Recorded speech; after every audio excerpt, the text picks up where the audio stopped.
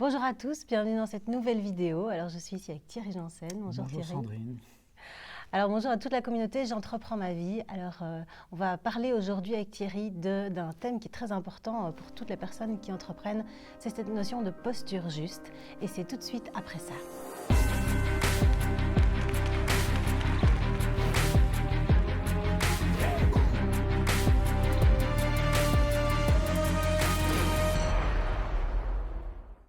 Alors bonjour Thierry. Bonjour. Merci beaucoup de m'accueillir pour partager ce moment parce que c'est un thème qui revient souvent en fait auprès des personnes qu'on accompagne, alors avec d'autres mots.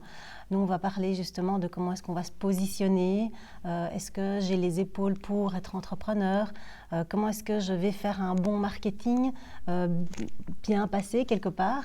Et donc, je trouvais ça intéressant de voir déjà pour toi, c'est quoi la posture. Et donc, tu peux nous expliquer aussi peut-être dans ton parcours, comme tu es depuis toujours été un homme en quête de sens, en quête de cohérence, et cette posture juste aujourd'hui est importante.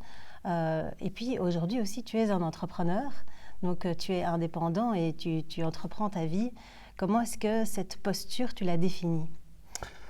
Alors, d'abord, moi j'associe deux mots, posture et juste. Posture juste. Donc déjà, je crois qu'il faut, parce que quand on parle de justesse, il faut beaucoup d'humilité et en même temps il faut être très clair en précisant de quoi on parle. Je ne confonds pas la justesse et la justice. La justice, c'est un ensemble de règles, de lois qui, dans une époque donnée et une société donnée, a été définie pour réguler, pour harmoniser les rapports entre les gens. Et la justice, elle demande de respecter ces règles et ces lois, et celui qui ne les respecte pas, il est puni, et celui qui n'a pas été respecté dans ses droits, eh bien, il est dédommagé, il y a un processus de réparation. Il ne s'agit pas du tout de ça. La justesse, par contre, parce que la justice est très relative. À une époque, la justice féodale n'est pas la même que celle qu'on pratique au XXIe siècle. Et dans le XXIe siècle, on ne pratique pas la même justice en Afghanistan et en Belgique. Bien sûr. En même temps, la justesse n'a rien à voir avec la justice. C'est vraiment un phénomène organique, un phénomène du vivant qui cherche à, dans une situation donnée, trouver la réponse la plus adaptée. Et c'est ça qui sera juste. Alors là aussi, c'est très relatif, la justesse, parce que ce qui sera juste pour toi ne sera pas forcément juste pour moi, parce qu'on a des impératifs, des priorités différentes. Par contre, et ça évidemment, ce n'est pas qu'un domaine philosophique ou psychologique qui permet d'y répondre, je pense qu'il y a la spiritualité, la compréhension de l'esprit des choses et de la vie. Eh bien, cette spiritualité nous montre qu'il y a une justesse absolue. Et cette justesse-là, qu'est-ce qui nous permet de nous adapter aux circonstances de l'existence en respectant le maximum de vie en nous et autour de nous. Mais pas qu'en nous, autour de nous. Et du coup, ça demande effectivement parfois des sortes de compromis pour justement respecter l'émergence et l'épanouissement du maximum de vie chez les différents intervenants ou les différents composants d'un système. La nature, les êtres humains, les animaux. Bon. En attendant, qu'est-ce que la posture juste alors ? C'est la posture à la fois physique, énergétique, émotionnelle, psychologique, intellectuelle, philosophique, spirituelle. C'est la posture de tout l'être qui permet de s'ajuster aux circonstances de l'existence en respectant le maximum de vie qui est en nous et autour de nous. Donc vous êtes très connecté au vivant, à la conscience du vivant. C'est très connecté à la réalité, aux circonstances de la vie. Et moi, personnellement, j'ai développé une façon de regarder ça parce que j'ai été très inspiré par tout le mouvement de la psychologie humaniste, donc qui remet l'être humain au centre du débat. Nietzsche avait tué Dieu dans son gai savoir, et tout d'un coup, c'est quand même l'être humain qui doit gérer son destin, reprendre sa responsabilité. Et en même temps, dans la psychologie humaniste, il y avait une voie de la psychologie qu'on appelle la psychologie psychocorporelle. Donc pas rien que les processus mentaux, mais comment notre corps vit ça, comment les émotions s'expriment dans le corps et comment l'action est vécue et manifestée à travers le corps dans la réalité matérielle où nous vivons. Et là, dans le mouvement psychocorporel, il y a eu des êtres très inspirants comme Wilhelm Reich, comme Alexander Lowen, qui nous ont montré que notre personnalité, elle se construit sur des peurs. Et nous avons un ensemble de processus de défense censés nous éviter ce qui nous fait peur. Et on est avec ça, avec ça dans notre cerveau reptilien, et on a tout des programmes d'adaptation, mais qui curieusement, enfin c'est pas si curieux que ça, mais c'est quand même interpellant de constater que tous ces systèmes d'adaptation recréent souvent ce qui nous faisait peur.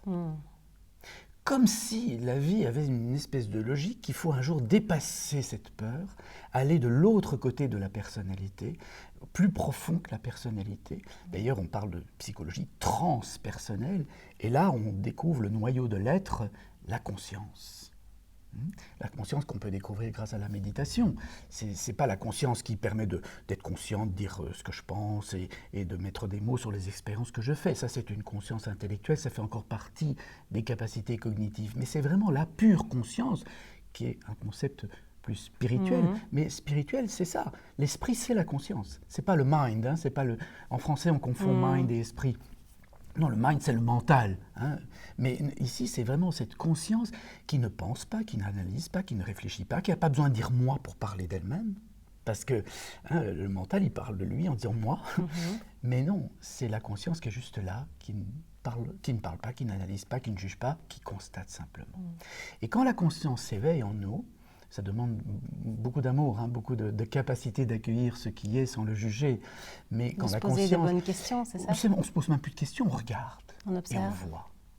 Et on voit. Comme les enfants, ils voient. Ils ont souvent une grande sagesse d'ailleurs, que les adultes perdent parce qu'ils se posent trop de questions, ils analysent trop, ils se réfèrent trop à des systèmes, des croyances qui sont très culturellement connotées, très, très dépendantes d'une époque donnée, justement. Plus leur peur. Et leur peur dans tout ça, et ça fout un sacré bordel, pardonnez-moi l'expression. Mais en même temps, la posture qui n'est pas juste, c'est cette posture qui est névrotique, c'est-à-dire qui utilise tous ces moyens d'adaptation qui recréent exactement ce que nous redoutions. C'est ça la névrose. Et on peut, en tout cas dans la façon dont moi je propose de regarder ça, parce que ce sont des repères, après chaque carte est bonne pour visiter un territoire, mais c'est le territoire qui est intéressant. Alors c'est bien d'avoir une carte bien détaillée, et là on peut, en détaillant tout ça, voir qu'on porte des grandes peurs en nous, au moins 5 grandes peurs, la première étant la peur du contact. On arrive au monde, on a peur du contact, parce que c'est rude le contact, c'est froid, c'est bon. Et donc le premier mouvement énergétique qui va se produire en nous, c'est la déconnexion. On parle de fuite, mais d'abord il faut parler de déconnexion, ce qui peut se transformer dans une vraie fuite. Et d'ailleurs, c'est le premier mécanisme de défense du vivant. Henri Laborie avait écrit l'éloge de la fuite, parce que c'est vraiment ça, les animaux, vous marchez dans la savane, vous faites un peu de bruit, ils s'en vont tous, sauf si vraiment vous marchez sur leur queue, là ils vont vous mordre, mais sans ça, non, le premier mécanisme du vivant, c'est le retrait, c'est la fuite, c'est la déconnexion. Et quand on est dans ce mécanisme-là, que dans mon petit jargon on appelle schizoïde, parce que ça vient du grec schizen, qui veut dire se couper, on se déconnecte préventivement, on ne rentre plus en contact avec les autres, on est dans sa tête, on rêve, on n'est pas dans la réalité. On n'a pas envie de voir cette réalité. Elle nous paraîtrait cruelle, mais elle n'est pas cruelle, elle est crue, oui. Elle est contrastée. Et beaucoup de gens, et dans l'entrepreneuriat, je vois ça, beaucoup de gens ont des rêves et ne tiennent pas du tout compte de la réalité et ni de la réalité des autres. Ou du réel, parce que le réel contient toutes les réalités. La tienne n'est pas la mienne, parce qu'on vit des choses différentes, on a des prismes et des mécanismes de perception et d'analyse différents. Mais le réel, c'est tout ça. Et il y a des gens qui ne sont pas capables d'être en contact avec le réel. Donc parfois leurs rêves les déconnectent aussi. Et notre monde, s'il va si mal, c'est parce qu'on rêve. On dit, mais oui, je peux polluer, il n'y a aucun problème. Je pollue à Bruxelles, il n'y aura pas de répercussions à Tokyo. Mais ce n'est pas vrai. Si on descend sur Terre, dans le réel, on va voir que tout est relié. Mais ça nécessite d'aller voir et pas simplement de décider que c'est comme on voulait que ça soit. Donc ça, c'est la première étape, c'est revenir dans la réalité, dans les contraintes du temps, de l'espace, dans la matière, dans l'inconfort. Or, nous sommes dans une civilisation qui ne supporte plus l'inconfort. On est très fragile, très vulnérable par rapport à l'inconfort. Et du coup, malheureusement, on a tendance de plus en plus à se déconnecter. Et on a un monde qui est dirigé par des gens qui ne sont plus du tout en contact avec le réel. Ça m'effraie de voir ça. Donc ce qui est important à ce moment-là, c'est d'aller faire du travail de terrain, d'aller Du voir, travail de d'aller terrain, découvrir, de s'informer réellement et pas par des... comprendre la réalité. Et d'avoir une conscience vraiment éveillée, c'est-à-dire pouvoir accueillir la réalité telle qu'elle est, même si ça ne nous plaît pas. Hein, et de voir sa diversité, de voir ses paradoxes et sa subtilité, sa complexité. La complexité. C'est pas compliqué, mais c'est complexe parce que c'est un enchevêtrement de tas de réalités, de systèmes qui interagissent les uns avec les autres. Hein. Donc ça, c'est la première étape. Après, dès qu'on arrive au monde et qu'on a eu ce contact qui fait qu'on se déconnecte très facilement, d'ailleurs le bébé il dort beaucoup, hein, il se déconnecte énormément, mais tout de suite après, on sent un trou ici dans l'estomac. C'est la sensation d'hypoglycémie parce que le cordon ombilical a été coupé, le lien a été coupé. Et ce trou, c'est très angoissant. Le bébé, il ne pense pas, il ne dit pas c'est parce que le cordon ombilical a été coupé. Il sent juste qu'il y a un danger et il est vide. Il veut se remplir, il appelle. Et il est dans cet appel qu'on appelle l'oralité. Il a besoin de se remplir depuis l'extérieur. Et je crois qu'on sous-estime énormément cette blessure. Alors c'est la blessure du « ne me quitte pas, ne me quitte pas hein, », parce qu'on a peur de perdre le lien. On appelle ça la blessure d'abandon. Je préfère qu'on parle plutôt d'une blessure de perte de lien. Hein, parce que l'autre ne nous abandonne pas forcément, mais il y a un lien qui est rompu ou qui est distancé et ça nous effraie. Et on est prêt à tout pour le garder, ce lien. On est prêt à tout pour ne pas vivre ce manque. Et on est dans des sociétés extrêmement orales. Et on parle d'entrepreneurs ici. Généralement, une des grandes motivations de l'entrepreneuriat, c'est quand même de se nourrir. C'est se nourrir est parfois un peu trop, parce que c'est un puissant fond. J'ai toujours besoin, je ne suis jamais rempli, mais je n'ai jamais goûté non plus. Je n'ai même plus le temps de goûter. Je travaille comme un dingue, je ne goûte plus. Et alors, j'ai toujours besoin de me rassurer en remplissant. Pendant ce temps-là, je pompe le monde extérieur, je l'appauvris, et on voit ce que ça donne même au niveau des ressources de notre planète. Parce que la névrose orale est énorme. Tout notre système économique repose sur cette névrose. Parce qu'on nous crée des faux besoins, on nous dit qu'on ne peut pas être rempli et heureux si on n'a pas toute une sorte de choses absolument inutiles. Ça fait produire. Pour ça, il faut faire consommer, et on rentre, et alors tu parlais de marketing, le marketing joue sur la névrose des gens, énormément. Alors je sais que le projet est subversif pour des gens qui ont envie d'utiliser le marketing pour faire fonctionner leur business, mais mon propos n'est pas de rester dans la névrose, mon propos est d'imaginer qu'une civilisation peut se construire sur quelque chose de plus profond, qui est le soi, la conscience en nous, pas le moi et sa névrose, mais le soi avec un grand S. C'est très important, parce que c'est vrai que les personnes nous disent « mais moi, j'ai pas envie de faire ça, j'ai pas envie de ressembler à telle personne, d'attirer tel commentaire ». Et effectivement, la façon dont on va faire son marketing, d'être connecté à la réalité, d'être connecté aux besoins des personnes et des clients qui vont venir vers nous, c'est la base aussi. C'est la base. Et ça demande des changements profonds, parce qu'il faut se méfier. Hein. On n'a parfois pas envie de ressembler à ses parents, notamment, et puis on finit par leur ressembler quand même, parce qu'on est très conditionné. Et on peut se raconter beaucoup d'histoires en disant « non, mais moi je m'adresse aux besoins essentiels des gens, etc. » Attendez, il va falloir sérieusement, mais peut-être qu'on ne va peut-être pas pouvoir le faire de nous-mêmes, c'est peut-être les circonstances extérieures qui vont nous y forcer. Mais préparons-nous à quand même se dire qu'il va falloir sérieusement revoir notre façon de penser et de fonctionner. Hein. Alors après, pour garder ce lien, naissent deux autres névroses en nous. Il y a celle qu'on appelle le masochisme. Ça apparaît... Ça se réveille très fort vers l'âge de 2 ans. Quand l'enfant qui commence à être autonome, on veut lui imposer des choses et il dit non. Non, il veut définir comme lui décide. Hein. Et les adultes, à ce moment-là, ils ont envie d'avoir le contrôle, donc ils le culpabilisent, ils le menacent. L'enfant découvre que l'amour, c'est-à-dire le recevoir la nourriture, n'est pas inconditionnel. Et du coup, il commence à s'écraser. Oui, le et non il est très en colère. Pas permis. Son besoin n'est pas respecté. Hein. Et la colère naît toujours d'un besoin non respecté ou d'un besoin non rempli. C'est une énergie, la colère, pour remplir ce besoin. Mais souvent, on la sort de façon agressive, malheureusement. Et donc, l'autre n'entend plus notre besoin, il n'entend que notre agressivité. Et le reproche qu'on lui fait. Mais en même temps, ce masochisme fait qu'on finit par s'écraser, par ne pas dire, par cacher, par vivre parfois en cachette, et par être trop gentil pour être vraiment honnête. Hein. Et dans le commerce, ça se voit beaucoup. Avec ça, qu'est-ce que je vous sers, ma petite dame? Oui. Et en même temps, on a envie de tuer tout le monde parce que la petite dame, elle n'a pas acheté assez de nos tomates. Mais quand même, on est trop gentil là, on est mielleux.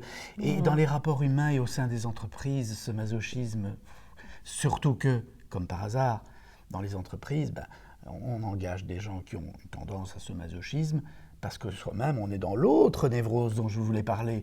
Pour garder le lien, on ne s'écrase pas, mais on le contrôle. Ça s'appelle la psychopathie. Bon, pas la psychopathie du tueur en série, mais si on a tous un petit degré de psychopathie, parce que toutes ces névroses, on les a tous, évidemment, on les a tous toutes. Psychopathie, tu veux dire? Psychopathie, besoin de contrôler, soit par la séduction, et ça dans le marketing, la séduction, ça marche, faites-moi confiance, je sais ce qui est bon pour vous. Achetez mon produit.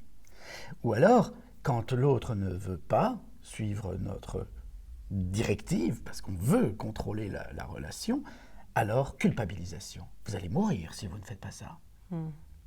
Vous allez être en danger si vous ne prenez pas telle assurance. Et si la culpabilisation ne suffit pas, surtout après tout le bien que j'ai voulu, et vous ne voulez pas suivre les règles que je vous impose, alors c'est agressivité. Et on a aujourd'hui dans nos sociétés une psychopathie structurelle. Nos chefs d'État, d'ailleurs on les élit pour ça, parce qu'ils ont souvent beaucoup de niaque et de séduction, et après beaucoup de charisme, mais en même temps beaucoup de volonté. Alors on se dit, on préfère suivre Napoléon que suivre un lâche qui se cache et qui ne dit rien. Donc, mais en même temps, Napoléon, il faut suivre aussi toutes les conséquences de ces actions psychopathiques qui dominent, qui détruisent pour contrôler, pour dominer. Bon. Donc il y a beaucoup de psychopathie dans nos sociétés, beaucoup dans nos entreprises.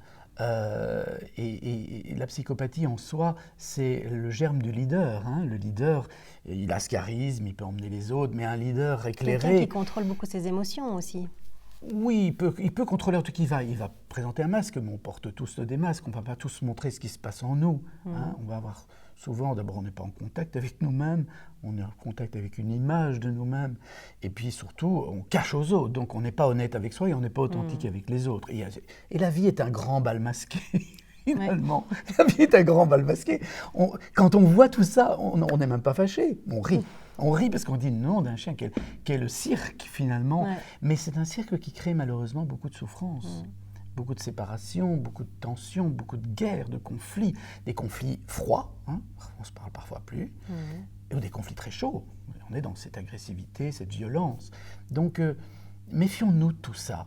Parce que le drame, c'est que, je disais, nos sociétés sont assez psychopathiques, quelque part, des sociétés de contrôle de plus en plus, soi-disant pour notre bien, bien sûr, mais quand même, c'est surtout pour produire des moyens de contrôle qui vont faire fonctionner une économie qui, comme je le disais, ne repose que sur le besoin de se remplir de toutes ces choses, l'oralité. Et donc, je suis même assez inquiet de voir à quel point on ne gère plus la frustration. On est tellement nourri tout le temps. Dans la consommation. Et dans la consommation, et ça paraît anodin, mais pouvoir disposer de tout ce qu'on veut quand on veut, de ne pas avoir de frustration, de ne pas devoir attendre, d'avoir les distributeurs de barres chocolatées dans les cours de récréation, tout ça fait que, et en manger tout le temps, on consomme. Ça fait monter la croissance, ou perdurer la croissance, qui est une aberration en soi. Je ne suis pas un adepte de la décroissance, mais de l'équilibre. La vie est équilibre. Moi, j'ai 60 ans, je sais bien que dans les 40 ans qui viennent, il faudra bien que je laisse la place au suivant. Et c'est tant mieux, parce que si je ne laisse pas la place au suivant, la vie, on va être combien de milliards sur cette planète? C'est juste pas possible. Donc, à un moment donné, il faut pouvoir avoir cette sagesse-là, cette spiritualité, cette compréhension de l'esprit de la vie, pour pouvoir y être au service de la vie. Parce que le drame, c'est que notre névrose, le moi, il pille la vie, il prend, il se sert.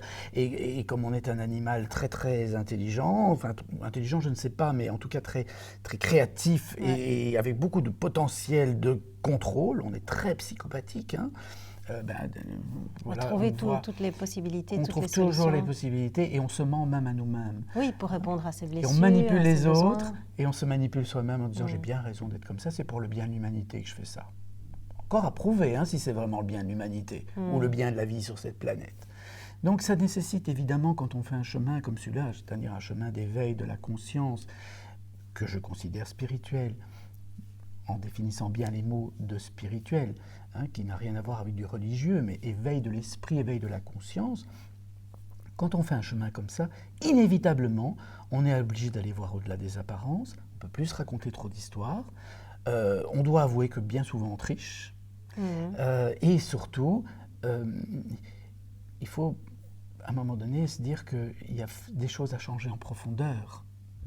Parce qu'au-dessus de toutes ces névroses dont je viens de parler, la schizoïdie où on se coupe, l'oralité où on s'effondre, on veut se nourrir des autres, le masochisme où on se ferme pour plus montrer parce qu'on est humilié, on ne peut pas exprimer ses besoins, ou la psychopathie où on veut contrôler tout le monde par la séduction, l'agression, la culpabilisation, on met par-dessus tout ça une jolie image toute lisse, toute rigide. C'est la rigidité, on appelle ça comme ça dans le petit jargon que j'utilise.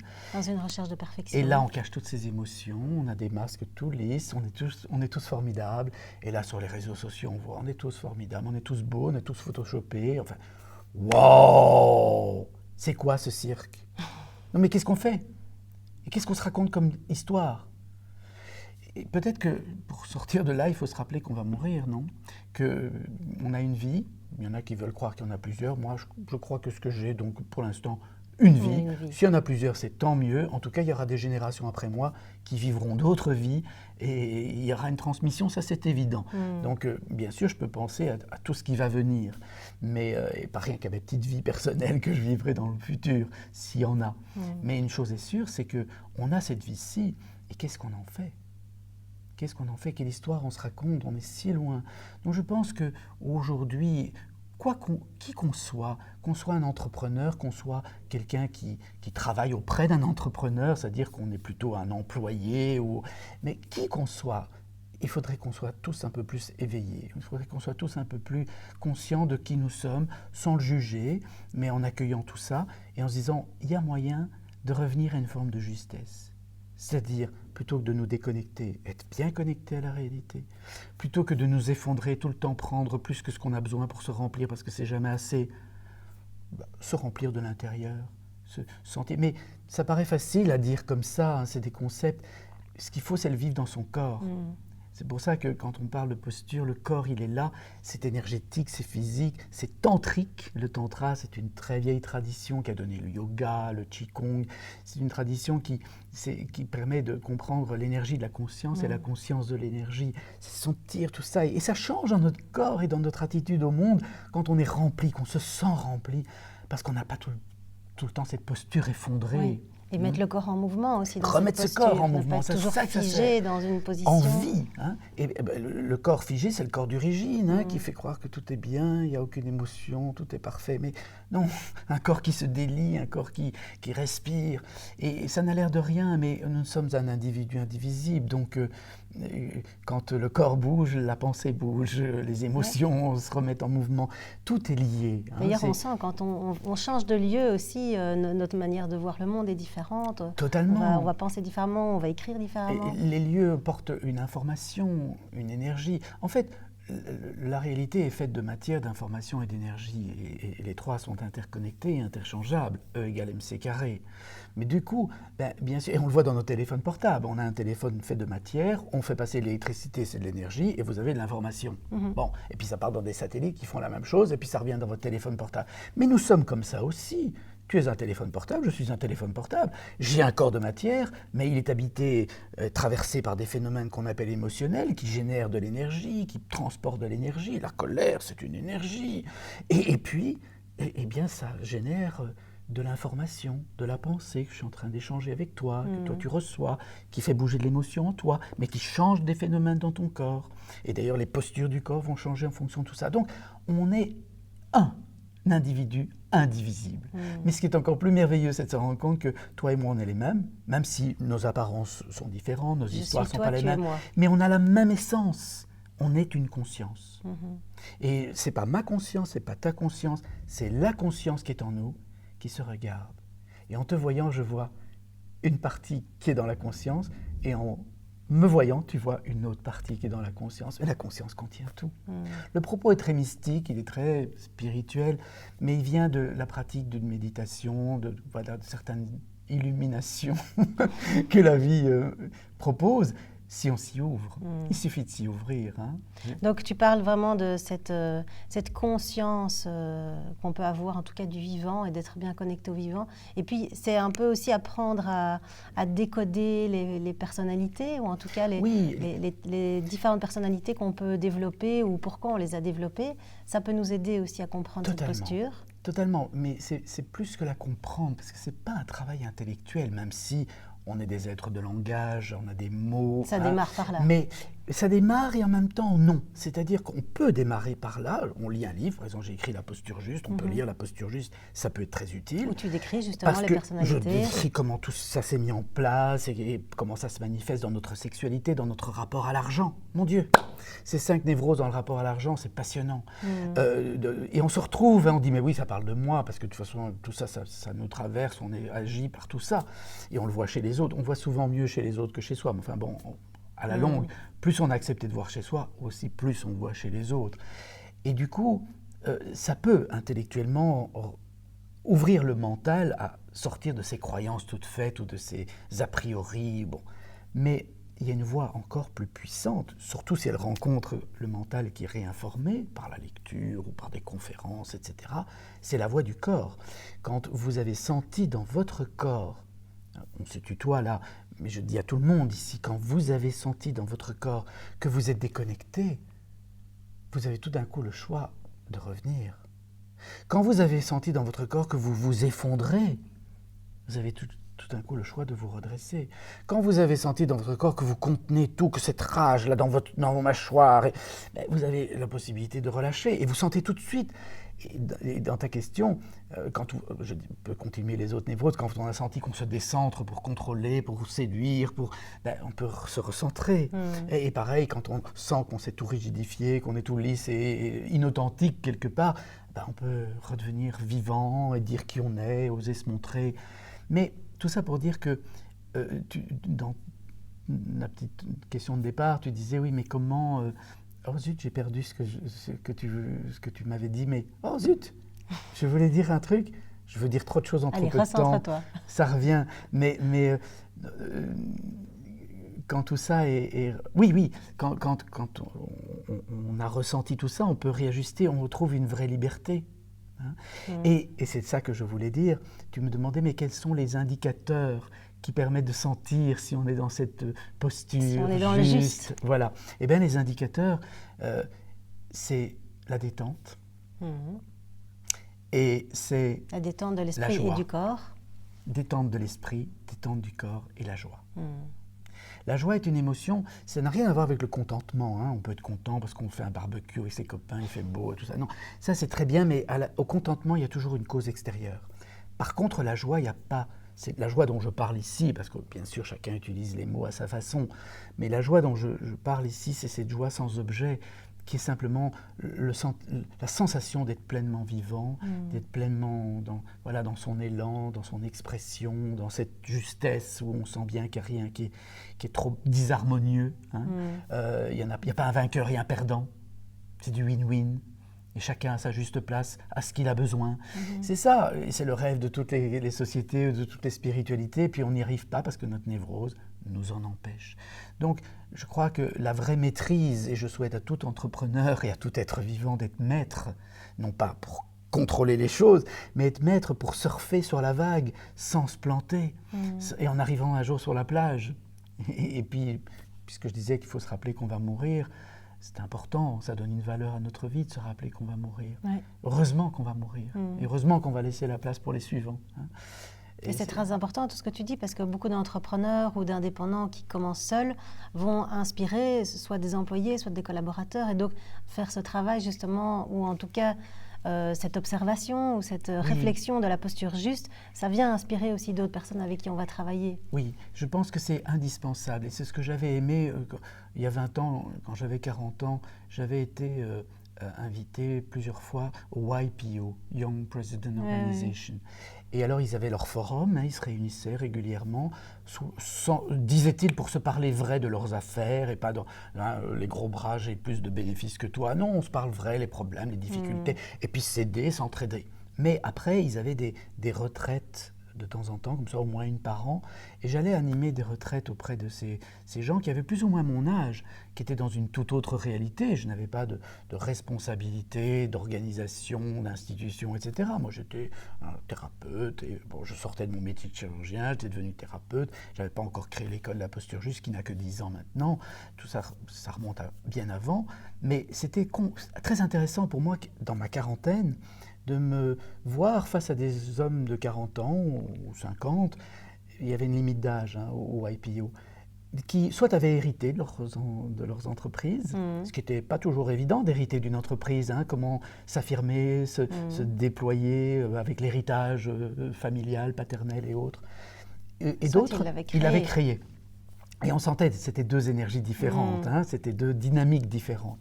Mais en même temps, c'était très intéressant parce que je me suis rendu compte que notre lieu de rencontre, à eux et à moi, c'était au-delà de tout ça, au-delà de leur fonction ou de la mienne. C'était dans notre humanité, et dans notre humanitude, dans ce que nous sommes profondément. Et on est tous les mêmes, on a tous traversé les mêmes peurs, on a tous mis en place les mêmes systèmes de survie qui sont déjà dans notre cerveau reptilien à l'arrivée, à la naissance. Et dans un berceau, on voit bien qui sera plutôt psychopathe et qui sera plutôt masochiste. Ça se voit déjà dans le berceau. Même chez des jumeaux, on peut voir qu'il y en a un dominant et un dominé. C'est fascinant. Ouais. Mais parce qu'il y a des héritages, ils sont là. Et puis ça s'active au cours de notre développement. Et à des endroits bien précis. C'est trop long de décrire ici, mais du coup, et que j'ai un tout petit peu abordé il y a quelques minutes, mais du coup, voilà, c'est dans cette rencontre au plus humain qu'on peut commencer à vivre et à agir d'un autre endroit. Plus de cet endroit qui doit tout le temps se rassurer, tout le temps dominer, manipuler, mais dans un endroit où on dit comment on fait tous ensemble là pour créer quelque chose qui respecte le maximum de vie en nous et autour de nous. Mais donc c'est de pouvoir aussi créer ces espaces, d'avoir ces parenthèses où on peut se retirer justement du quotidien, de là où on met de l'emprise, on met du contrôle. Je rêverais de voir dans les entreprises ou dans ce qui se passe ici à l'école de la posture juste. Je dis ici parce qu'on est dans la salle où j'enseigne, mais parce que je vois ici des gens qui viennent de différents horizons. Avant, c'était que des soignants, mais ici, il y a maintenant des chefs d'entreprise, des travailleurs sociaux, des soignants, bien sûr, encore, bien nombreux. Et en fait, ils viennent tous avec des préoccupations factuelles différentes, mais au fond, c'est parce qu'on commence à se parler vrai, qu'on se regarde, qu'on se rend compte que l'autre est comme nous, que leurs employés ou leurs chefs dans les hiérarchies sont comme eux, qu'il y a quelque chose qui va pouvoir sortir autrement. Si ça peut être vécu, on le fait, on fait des ateliers dans les hôpitaux ou dans les entreprises. Et quand ça se produit, qu'il y a ce niveau d'humanité qui se réinstalle, et alors ils disent, oui mais moi je suis quand même le patron, et si je ne vais pas leur montrer mes problèmes, je ne vais pas pleurer devant eux. Mais pourquoi pas ? Si on veut vraiment une autre civilisation, si on veut vraiment un autre monde, c'est pas en singeant les modèles pyramidaux et patriarcaux du XVIIe, XVIe, XVe siècle déjà. Non, c'est en inventant quelque chose de tout à fait nouveau. Et moi, je pense pas qu'on va l'inventer, il va s'imposer de lui-même. Ça mettra peut-être un peu de temps, je serai peut-être plus là pour le voir pleinement installé, mais en tout cas, comme je crois que le germe qui est dans cette graine-là est plus juste que le germe qui est dans la graine de la pyramide patriarcale et dominatrice, etc., ben moi j'arrose la graine dans laquelle il y a cette autre façon d'être en cercle. D'être en cercle. Et c'est drôle parce que quand j'ai quitté mon métier de chirurgien, j'ai éprouvé le besoin d'écrire un roman qui n'a jamais été publié, mais moi ça m'a appris à écrire un livre, d'aller jusqu'au bout. Et ce roman, ça se passait en Égypte ancienne, parce que j'aime beaucoup l'Égypte ancienne, et à la fin, il y avait deux symboles comme ça qui découvraient toute une enquête. Et il y avait le symbole de l'ancien monde qui allait être remplacé par le symbole du nouveau monde. Et l'ancien monde, c'était une pyramide, avec un chef au-dessus, et le nouveau monde, c'était un cercle, où on était tous les mêmes, tous à égalité, et on construisait ensemble. Voilà ce que je souhaite à tous les entrepreneurs, c'est de mettre ça en place sur notre planète, parce qu'elle en a besoin et nous en avons besoin. Merci beaucoup, effectivement. Créons des cercles, mettons-nous ensemble, créons des espaces et du temps aussi pour justement pouvoir, comme tu disais, avoir cette conscience-là, se poser des questions sur qui on est, observer qui on est. et puis sentir qu'on fait aussi rien par dans la hasard, hein. réalité, dans la Absolument. réalité, dans la rencontre. Dans le champ énergétique. Dans On le ne champ se énergétique. rend pas compte à quel point on peut dire une chose et manifester tout le contraire de ce qu'on dit par le champ énergétique. Or, l'énergie, c'est de l'information. Donc l'autre, il capte cette information, Ouais. et même si tu lui dis quelque chose et qu'il a capté autrement, il va réagir par rapport à ce qu'il a capté Sans dans le le- subtil, mais pas du tout par rapport au discours. Alors on dit, mais il n'a pas compris mon discours. Mais non, il y a des gens qui me disent, ils ne me voient pas les gens. Je dis, oui, mais tu es invisible, ton champ énergétique est tellement contenu, tu ne rayonnes pas. Hein, tu as tellement peur de tomber dans l'excès inverse qui serait de dominer avec ton champ, parce qu'il y en a qui dominent, hein, et alors on ne sent que leur domination, et qui vous disent « Non, moi je veux dominer personne », mais ils dominent tout le monde. Hein. Mais d'autres qui vous disent « J'aimerais bien qu'on me voie », mais ils sont tellement invisibles. Et ça, c'est important d'avoir l'autre pour s'en rendre compte de ce qu'on dégage aussi dans l'énergie. Moi, parfois dans ma famille, je parle, on ne m'entend pas. Hmm. Mais parce que j'ai pris parfois le rôle dans ma famille de m'écraser pour avoir la paix, puis qu'on me laisse tranquille, Ça donne quelques des gentils bénéfices. garçons, on a nos bénéfices secondaires. Mais du coup, je parle, hein, mais on ne m'entend pas. Mais parce que mon champ n'est pas là, tout est dans le champ. Ouais. Et quand on comprend ça, on devient des magiciens. Hein. On peut jouer sur ce champ, on peut l'apprivoiser et le remettre dans le juste ajustement. Merci, en tout cas, c'est passionnant, hein, ces discussions-là. Et puis on a la chance d'avoir Thierry qui va être le parrain de notre événement J'entreprends ma vie. On va parler justement comment être un entrepreneur ou un porteur de projet qui est dans le développement, qui est dans la réinvention, parce qu'on est tous toujours en réinvention. On s'adapte au monde, aux nouvelles réalités, qu'elles soient justes ou pas.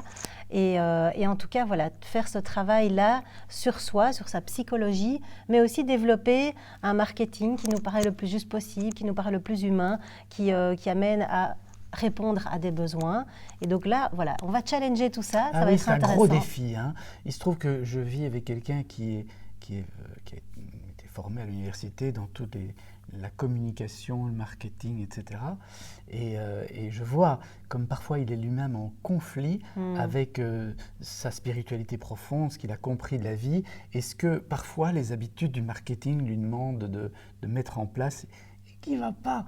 Et pourtant, je suis sûr qu'il y a moyen de continuer à communiquer, à informer, mais en étant mieux au service de la vie. Mais ça veut dire mieux au service de ce qu'on a senti au fond de soi. Bien sûr. Et donc, il y a cet aspect-là. Et puis, il y a l'aspect, comme tu l'as dit, à la fois, on va travailler sur le mental, on va parler aussi de nos émotions et on va travailler au niveau du corps. Hein. On va mettre en mouvement tout ça.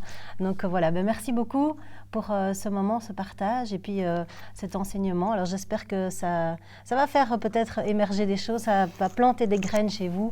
Alors, si vous êtes entrepreneur, peut-être qu'il y a lieu aujourd'hui de créer un espace pour travailler sur tout ça. À bientôt. À bientôt. Et puis, on se retrouve pour ceux qui peuvent au séminaire J'entreprends ma vie les 4 et 5 février. Bye!